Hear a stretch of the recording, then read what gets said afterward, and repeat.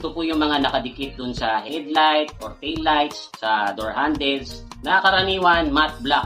Pero meron din po minsan mga naka-chrome finish o kaya naman naka-carbon fiber. Para po sa akin, okay lang naman ito kasi may function din kasi ito eh. Kahit papano po kasi ay nakakapagbigay po ito ng proteksyon dun sa mga headlight or tail lights, pati na dun sa door handle. Mas nakakaiwas kayo sa gasgas. Yung iba naman po bumibili niyan kasi nagasgasan na yung mga tail lights or headlights. Kaya kapag dinikitan nila niyan, natatakpan ngayon yung gasgas. Iba-iba po ang presyo niyan. Depende sa kung anong sasakyan ang paglalagyan nyo. Meron pong 500 lang ang isang set at meron namang umaabot ng hanggang 3,000 plus.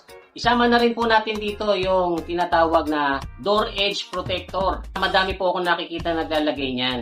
Kasi daw para maprotektahan yung mga gilid ng pinto. Dinidiscourage ko po kayo na gumamit yan. Hindi dahil sa hindi ko type yung itsura. Kapag naglagay po kayo niyan ay masisingitan ng tubig yan sa loob. At may stock po doon yung tubig. Hindi kagad matutuyo. Pwede po yan pagsimulan ng kalawang.